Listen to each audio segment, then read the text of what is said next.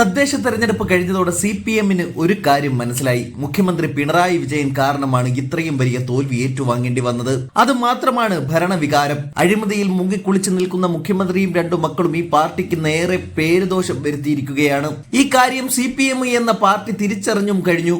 ഉമ്മൻചാണ്ടിയെ ഉയർത്തിക്കാണിച്ച് ഇന്നും കോൺഗ്രസിന് അഭിമാനത്തോടെ ജനങ്ങൾക്കിടയിലേക്ക് ഇറങ്ങിത്തിരിക്കാനും പ്രചാരണത്തിനിറങ്ങാനുമൊക്കെ സാധിക്കുമ്പോഴും നിലവിലെ മുഖ്യമന്ത്രിയായ പിണറായി വിജയനെ കൊണ്ട് CPM എന്ന പാർട്ടിക്ക് അണികൾക്കിടയിൽ പോലും ഇറങ്ങാൻ പറ്റുന്നില്ല.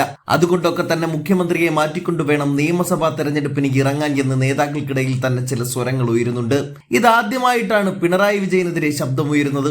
അദ്ദേഹത്തിനും ഇതേ പരുന്തും പറക്കില്ല എന്നാണല്ലോ. CPM-ന് എത്രയൊക്കെ തലമുതിർന്ന നേതാവുണ്ടെങ്കിലും അവർക്കൊന്നും പിണറായിക്ക് മുകളിൽ ഇരിപ്പടമില്ല. അതാണ് ഇന്നത്തെ അവസ്ഥ.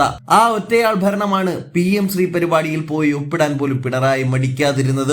എന്നാൽ അവിടെ തന്നെ കിട്ടി ആദ്യ 1.5 അടി. അതുവരെയുള്ള അടികൾ പിണറായിക്ക് തടുക്കാൻ പറ്റുമായിരുന്നു. മകന്റെയും മകളുടെയും പേരിൽ വരുന്ന കേസുകൾ അടക്കം അതിൽ പെടുന്നു.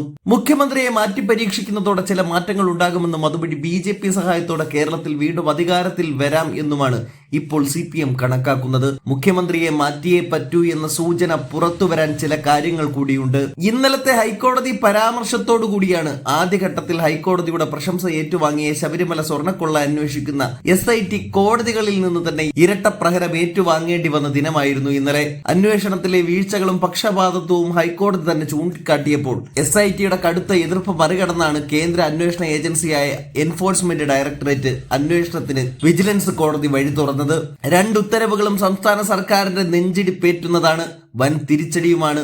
നിയമസഭാ തെരഞ്ഞെടുപ്പിന്റെ പടിവാതിൽക്കൽ ഇതിന്റെ പ്രത്യാഘാതങ്ങൾ രാഷ്ട്രീയ കോളിളക്കങ്ങളും സൃഷ്ടിക്കുന്നത്. അതുകൊണ്ട് തന്നെ ഒറ്റ വഴിയെ CPM-ന് മുന്നിലുള്ളൂ. ശബരിമല സ്വർണ്ണക്കൊള്ളയിൽ പോലീസ് സേനാംഗങ്ങളെ ഉൾപ്പെടുത്തി പ്രത്യേക അന്വേഷണ സംഘം രൂപീകരിക്കുമ്പോൾ തന്നെ പഴുതുകളില്ലാത്ത നിഷ്പക്ഷ അന്വേഷണം വേണമെന്നും മറുപടി പറയേണ്ടുന്നത് കോടതിയോട് മാത്രമാണെന്നും ഹൈക്കോടതി വ്യക്തമാക്കിയിരുന്നു. എന്നാൽ അന്വേഷണം ഇഴയുന്നുവെന്നും ചിലരെയൊക്കെ രക്ഷിച്ചെടുക്കാൻ ശ്രമമുണ്ടെന്നും ഉത്തരവിലൂടെ തന്നെ സൂചിപ്പിക്കുകയായിരുന്നു ഇന്നലെ ഹൈക്കോടതി. സ്വർണ്ണക്കൊള്ള നടന്ന കാലത്തെ ദേവസ്വം ബോർഡ് പ്രസിഡന്റ് A. പത്മകുമാറിനെ മാത്രം അറസ്റ്റ് ചെയ്യുകയും തുല്യ ഉത്തരവാദിത്തമുള്ള ബോർഡ് അംഗങ്ങളായ KP ശങ്കരദാസ്, PV ജയകുമാർ എന്നിവരുടെ അറസ്റ്റ് ഒഴിവാക്കുകയും ചെയ്തതാണ് കോടതിയെ ചൊടിപ്പിച്ചത്. ഇങ്ങനെ അറസ്റ്റ് ചെയ്യേണ്ടവർ അറസ്റ്റ് ചെയ്യാതിരിക്കുന്നത് ഇതിനേക്കാളും വലിയ നേതാക്കളെ രക്ഷപ്പെടുത്താനുള്ള നീക്കത്തിന്റെ ഭാഗമാണ് എന്നുകൂടി കോടതികൾ SITയോട് പറയുമ്പോൾ അരിയാഹാരം കഴിക്കുന്ന CPM-കാർക്ക് തന്നെ അറിയാം ഈ വാക്കുകൾ ആരിലേക്കാണ് നീങ്ങുന്നത് എന്ന്. അതിനൊറ്റ വഴിയേ ഉള്ളൂ. അന്വേഷണ സംഘത്തെ സ്വാഗതം ചെയ്ത് മുഖ്യമന്ത്രി രാജിവെക്കുക എന്നുള്ളത് മാത്രമാണ്. 2 കേസുകളിലുമായുള്ള പകുതിയോളം പ്രതികളെ അറസ്റ്റ് ചെയ്തിട്ടുമില്ല. വൻ നേതാക്കളിലേക്കും അന്വേഷണം നീളുമെന്ന് ഹൈക്കോടതി നിർദ്ദേശിച്ചതോടെ പ്രമുഖർക്കായി കേരളം കാത്തു നിൽക്കുകയാണ്.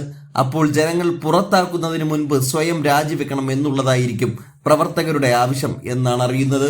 ഇവിടെ ശൈലജ ടീച്ചറെ ഇറക്കിയാലോ എന്ന ആലോചന CPM-ന്റെ ഭാഗത്തു നിന്നും ഉണ്ടാവുന്നുണ്ട്. അതിന്റെ ഭാഗമായി സോഷ്യൽ മീഡിയയിൽ ശൈലജ ടീച്ചറെ വെച്ചുകൊണ്ടുള്ള ക്യാമ്പയിനിങ്ങും നടക്കുന്നുണ്ട്. എന്താവുമെന്ന് കാത്തിരിക്കാം.